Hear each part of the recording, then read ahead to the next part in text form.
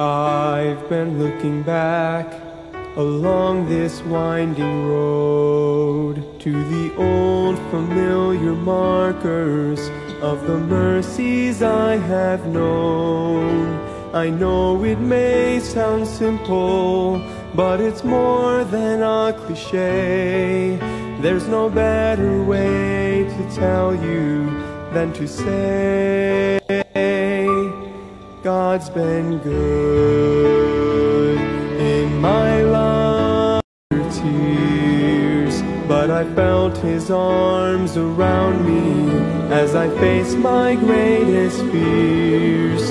I've had more gains than losses, and I've known more joy than hurt, as your grace rolled down upon me undeserved. For God's been good. Alright, so good evening po sa bawat isa sa atin. Muli tayong mag-aaral ng salita ng Diyos para po sa ating words of encouragement. Tayo po ay manalangin. Dakilang Diyos, Ama naming banal, salamat po Ama sa pagkakataon na binigyan niyo kami ng time na mag-aaral ng salita. Muli kaming humihingi ng pangunawa, Banal na Espiritu, bigyan niyo po kami ng wisdom to understand your word at patuloy na lumagong bawat isa sa pananampalataya sa inyo. Patawad Ama sa lahat ng kasalanang nagawa. Thank you rin po sa lahat ng ginawa niyo sa maghapong ito. In Jesus' name I pray. Amen. Dito na po tayo sa Mark chapter 9 po, verse 14 hanggang 29.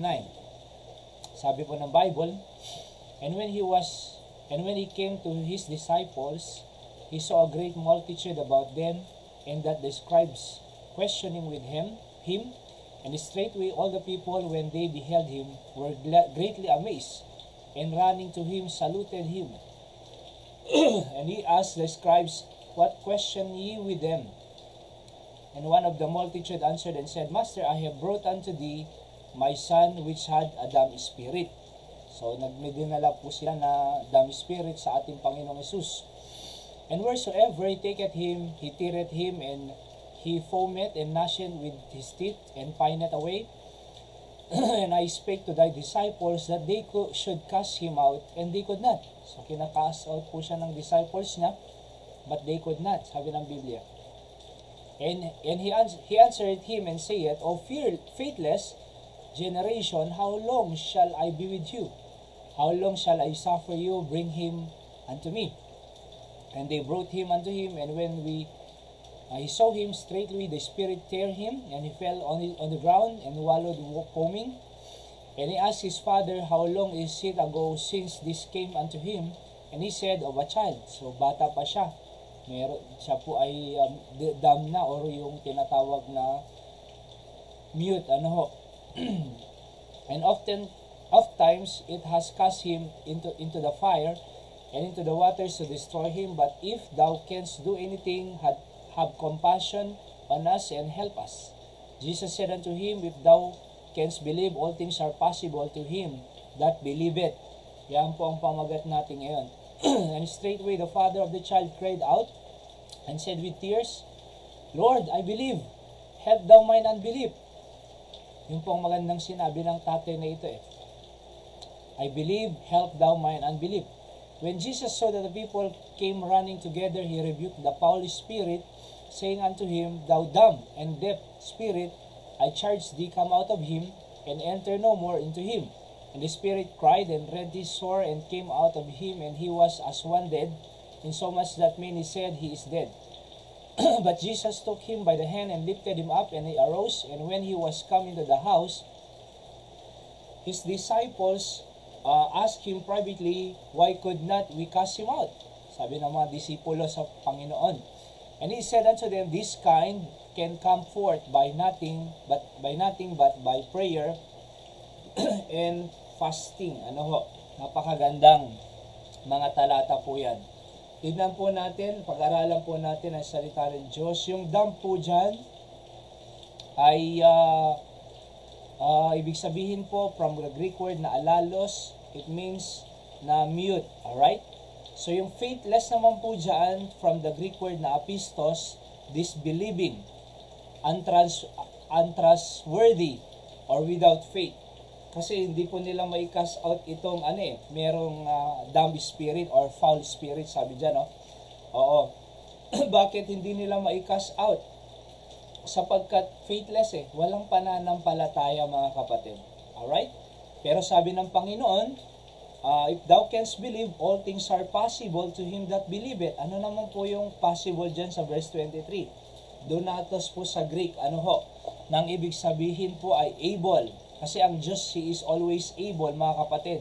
God is able to make all grace abound, sabi ng Bible. Or could.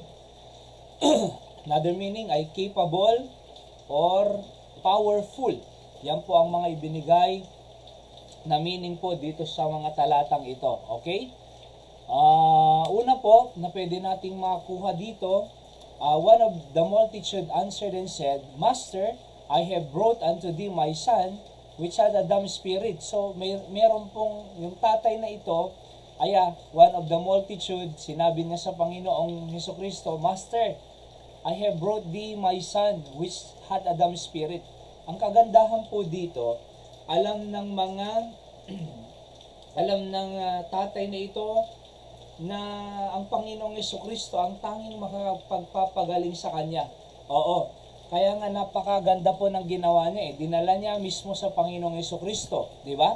So alam niya na ang tanging makakagamot sa kanyang anak na merong dumb spirit or mute ay walang iba kundi ang Panginoong Hesukristo. Dinala niya. Alright, ganun niya po kakilala ang Panginoon. Hindi niya na po dinala sa doktor, hindi niya na po dinala sa ospital. Ang unang-una po na kung saan niya dinala, walang iba kundi sa Panginoong Hesukristo. Di ba? Ang tao po kasi, pag may sakit po siya, ang unang-una niyang naiisip, walang iba kundi gamot, ospital, doktor, mga albularyo, yung mga ganyan. Oho. So merong ang Kristiyano, sabi niya sa akin ay napunta siya sa albularyo Oho. Pero alam niyo po, wala pong ibang unang-unang dapat maisip po natin, pag may karamdaman or may sakit po tayo, dapat ang Panginoon, katulad po ng isang multitude na ito, alright, dinala niya doon mismo sa ating Panginoong Hesukristo, kasi alam niya, siya lang ang katangi-tangi na pwedeng magpagaling sa kanya. And it was happened, mga kapatid, that way. So kumbaga na ano po siya na gumaling itong merong dumb spirit, mga kapatid.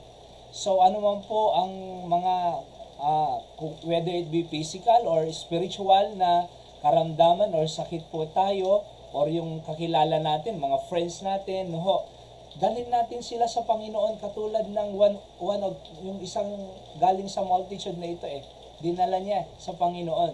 Alam niyo kung may mga kaibigan ka pa, hindi sila dead sila spiritually or sila po ay sickly spiritually, dalhin natin po sa Panginoong Hesukristo. Tingnan niyo po, pag napunta sa church, na-invite sa church siya, nakapakinig ng salita ng Diyos, ay so tutugunin siya ng Panginoon sa kanyang pangangailang spiritual. At alam niyo po, pag nagkwento siya, totoo, di ba? So tinamaan ako dun, pero talagang na gumaling ako spiritually. At alam niyo po, magpapasalamat pa sila sa iyo na nag-imbita sa kanila sa church, di ba? Yung hindi ligtas na friend mo at mga kaibigan mo or mga kamag-anakan, dinala mo sa Panginoon, naligtas sila, ay meron palang ganyan, meron palang katiyakan. Malay mo, yung nadala mo sa Panginoon, na tumanggap sa Kanya, mas active pa yan sa atin. Oo. Or mas maging active, mas magiging, malay natin, baka yan ang gamitin ng Panginoon na talagang makapagdala sa Panginoon, lang libo-libo or milyon pa, di ba, na makakaluluwa sa Panginoon. Oo. So, mahihil po sila, mga kapatid, physically or spiritually. Dalhin natin sila sa Panginoong Hesukristo. Alright? Kaysa naman kung saan-saan sila pupunta. Alam mo, kung tatay ka sa tahanan, ay huwag mong iiwan ang iyong anak na nasa bahay lang. Kasi ang gagawin niya lang sa bahay ay magse-cellphone lang yan. Maglalaro lang yan. Pupunta lang sa computer shop, sa bilyaran yan. Mas, kung titignan mo yung direction ng buhay niya, wala Hindi po maganda ang patutunguhan niya. Kaya wag mong iwan yan sa bahay mo. Di baling perasahan. Ako nga po napunta sa church, pero sahan lang eh. Ayaw ko naman sa church. Oo, pinilit lang ako ng mga kapatid ko, pinersal lang nila ako. Oo, at later I know it, mga kapatid, naging masaya na ako, kumbaga. Hindi na ako pumupunta sa church, napipilitan, kumbaga, kusa na. Bakit? Minahal ko na naging masaya ako doon sa mga activities sa church, na mga daily vacation Bible school, at mga camps, ganyan, no? At maganda pala ito. Oo. Kaya nga alam niyo po, kahit persahan niya na dinadala natin sa Panginoon ng ating mga anak, mga kapatid, kung tatay ka or nanay, ay okay lang yan. Huwag po natin silang iwan sa bahay. Tingnan niyo po, ay nakikita mo, magse-cellphone na lang, babarkada lang yan. Iba yung direction yan, iba yung pupuntahan yan. Oo. At before you know it, mga kapatid, baka nasa na yan, may something na hindi magandang influensya, baka nagmamariwana, nagda-drugs na yan. Before you know it, nasa police station na yan. Mas mahirap po. Oo, kaya nga mas maganda po, alam natin kung saan natin sila dinadala, alam natin kung saan yung direction ng Panginoon, doon natin sila dalhin. Katulad po nito, dinala niya sa Panginoong Yesus, yung meron down ng Spirit. At hindi siya nagkamali. Pinagaling nga ng Panginoon. Ganyan din po ang mangyayari sa mga anak natin, sa ating pong pamilya, kung tayo po sila ay dadalhin natin sila sa ating Panginoong Jesucristo, mga kapatid. Pangalawa po, the disciple could not cast him out because of their faith. They are faithless, sabi ng Bible. Diba? Dito po sa verse number 19, he answered him and said, O faithless generation, how long shall I be with you, sabi ng Panginoon. Kasi una po, yung mga disciple, hindi po nila napagaling eh. Diba? Ay nakas out. Oho. Kaya dinala po nila sa ating Panginoon. Yun ang kagandahan. At nung sabi ng Panginoon sa kanila, bakit hindi nila kayang i-cast out to? Oo. O faithless generation. Yun po ang naging dahilan dyan. Faithless. Naalala ko rin po noon sa co-eds dorm, noong nag-area pa po kami at may Bible study dorm doon. Pinababa din po kami ng landlady doon at merong ang sinasapian. Pinag-pray po namin nandun pa noon si Brother Pio. Oho. Pero talagang malakas yung babae na maraming humahawak sa kanya, pero talagang malakas siya eh. Pero sabi ko, marami kasing tao doon sa may lobby noon, may sagdanan. Sabi ko, ay meron muna akong ibabahagi sa inyo bago ito mai-cast out. Kasi baka pag na-cast out to, baka pumunta sa inyo, sabi ko, lumipad sa inyo. Kaya nag-preach po ako maraming tumanggap sa Panginoon that time. Malakas pa ang prayer nila sa pagtanggap sa ating Panginoong Jesucristo. Tapos pinag-pray namin ni Brother Pio. Alam niyo po talagang, nung binalikan namin, sa pinag-pray namin, kumalma naman, tapos may hinatid pa kami at bumalik kami. So, kumakalma naman siya, mga kapatid. Kaya alam niyo po, I'm saying na kung tayo po ay merong faithless or yung walang pananampalataya, talagang malabo pong makikita natin yung pagkilos, kapangyarihan ng Panginoon. So kaya sabi ko dyan, we don't see the power of God because we are faithless. Let us the Lord to increase our faith. Sabi sa Luke 17:5, and the apostle said unto the Lord, increase our faith. Napakahalaga po. Kung hihingin natin sa Panginoon, tayo po ay namumuhay sa pananampalataya at hindi po sa kawalan ng pananampalataya. Hindi po tayo, hindi po ang pera ang bubuhay ng ating pamilya, hindi po yung trabaho, ang Panginoon po ang bubuhay ng ating pamilya. Kailangan po ng ating family ng pananampalataya. Kaya dapat i-check natin yung ating asawa, ang ating anak, kung sila ba ay lumalago, sila ba ay nagsisimba, sila ba ay may prayer time, may devotion, may quiet time ba sila sa Panginoon, di ba? Kumusta ang relasyon nila sa Diyos? Gaano nila kalalim nakakilala ang Diyos? So how's their faith? Kaya nga po, walang mangyayari po sa ating mga anak na kung saan hindi nila masusundan ang direksyon ng Diyos. Kung sila po ay faithless, mga kapatid, kinakailangan po natin i-guide ang ating pong pamilya. Sabi nga ng Bible, Romans 10:17, For by faith cometh by hearing, and hearing by the word of God. So yun lang po ang pamamaraan. Kaya nga po sabi ko sa inyo, Dalhin natin sila sa church, huwag natin iwan sila sa bahay para sila pa'y makapakinig ng salita ng Diyos. Because that's the only way, nasabi sa Romans 10:17, so then faith cometh by hearing, and hearing by the word of God. So magkakaroon po sila ng pananampalataya kung sila'y makakapakinig. Pangatlo po, natatapos na tayo. Jesus said unto him, if thou canst believe, all things are possible to him that believeth. Diba? And dito sa Matthew 19:26, sabi ng Bible, but Jesus beheld them and said unto them, with men this is impossible, but with God all things are possible. Mga kapatid. Tapos Mark 9:23, Jesus said unto him, if thou canst believe, all things are possible to him that believeth. Diba? Kaya nga po, lahat ay posible pag meron po tayong pananampalataya sa ating pong Panginoong Jesucristo. Alright? So, hindi natin makikita lubos ang kapangyarihan ng Diyos kakikilos kung wala po tayong pananampalataya. Pero kung meron tayong pananampalataya, ay makikita po natin na kikilos ang Diyos sa ating pong pamilya, mga kapatid. Alright? So, pagka hindi ka nananampalataya, imposible talaga. Kaya nga dyan sa Matthew 19:26, with men this is impossible. So, kasi po pag walang pananampalataya ang tao, imposible. But with God, all things are possible. Kung tayo po ay nananampalataya sa Diyos, all things are possible. Many times po, na-experience na po natin yan. How many of us right now na nag-pray sa Panginoon, naniwala tayo, di ba napakaraming answered prayer po na tayo. Why? Because all things are possible eh. Dito nga po sa Camden City, meron kaming prayer program po dito na sabi ko sa mga nag-a-attend ay pag may prayer request sila, ilagay lang sa prayer box namin eh. And then ang amin pong prayer, covenant, ay pipray namin araw-araw yan hanggang sasagutin ng Panginoon. At alam niyo po, napakaraming prayer request na answered prayer. They can testify, mga kapatid. Because all things are possible to them that believe it. Kung ang ating anak ay talagang pasaway, talagang maraming bisyo or iba ang direksyon, ayaw sa church, nais kong sabihin sa inyo, pag makakarinig sila ng salita ng Diyos, all things are possible with God. Makokorek pa po sila. Magiging maayos pa po ang kanilang future. Ano po? Ako nga po, parang walang direksyon na noon eh. Talagang laro na lang lagi.